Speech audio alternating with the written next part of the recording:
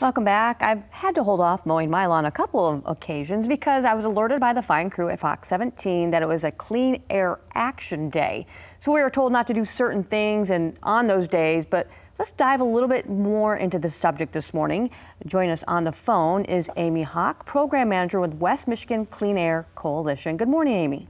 Good morning. How are you? We're fantastic. Thanks so much. So what is a Clean Air Action Day? Well, sure. A Clean Air Action Day is one of those days in the summer when the weather conditions make it right for us to have high levels of either particulate matter or ground level ozone pollution. And this was actually called something different, so why did we do a little bit of a name change with this? It was called Ozone Action?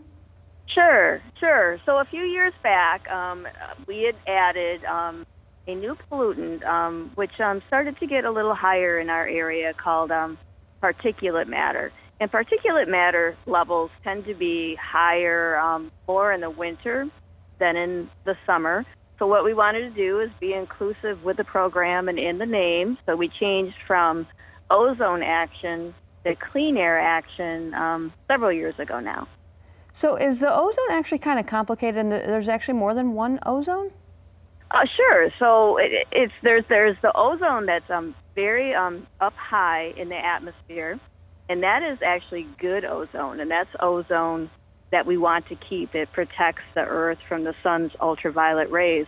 But then there's what we call ground level ozone, where we're concerned about with our breathing and in this program. And ground level ozone is the main component in smog, and it's caused by vehicles and industry and that sort of thing. So by having us hold off doing certain things like mowing our lawn, filling up our gas tank, then how are we helping on those days?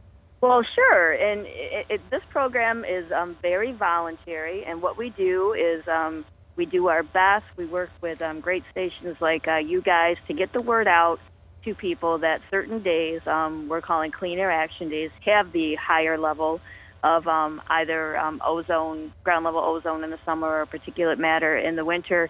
And we ask people who have knowledge that these are these days to take voluntary actions on those days. And whatever voluntary actions seem to fit for them that day, like driving your car less or not driving your car at all, not mowing your lawn, maybe refraining from refueling your car on a Clean Air Action Day, or at least waiting until after 6 p.m. when the sun is a little lower in the sky and you're less likely to make that extra pollution in the air. And how these things help the program and help the atmosphere and help people breathe easier is that you're emitting then less pollution into the air when you do these certain voluntary activities, or don't do these certain voluntary activities, I should say.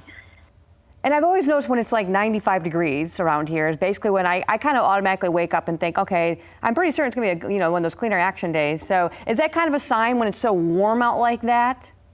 It is one of the signs. In our area in West Michigan, we have this beautiful body of water called Lake Michigan. And so what happens with us is we tend to get a lot of our bad air quality from larger cities across the lake, such as Chicago, Gary, Milwaukee. And when the weather conditions are right, that means a southwest wind, so a wind coming from that direction, very high temperatures, and a lot of sunlight.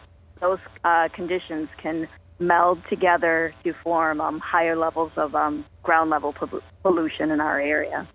All right, well, if people want to learn more, maybe they're planning out their week. Sometimes people wake up that morning and they already have a plan, and then they watch the news and they think, oh man, I can't mow my lawn today. I had this already figured out. That's what I was going to do. Can you plan this ahead of time? Just by how far out can you plan these things? Well, what the meteorologists do is they look at the forecast the afternoon or the morning before.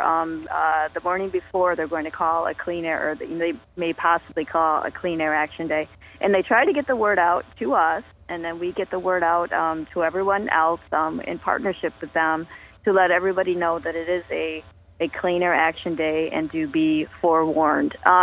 Sometimes the meteorologists can call multiple days in a row, and they have done that, but they tend to do them the afternoon before. And I would say, as an individual who's got things planned, just check the forecast, know maybe what the weather conditions are going to be like, and do what you can on those days. You can't cancel everything or every activity or every trip that you had planned, but you can definitely be aware and be educated of what's going on, and so follow your own instincts with that.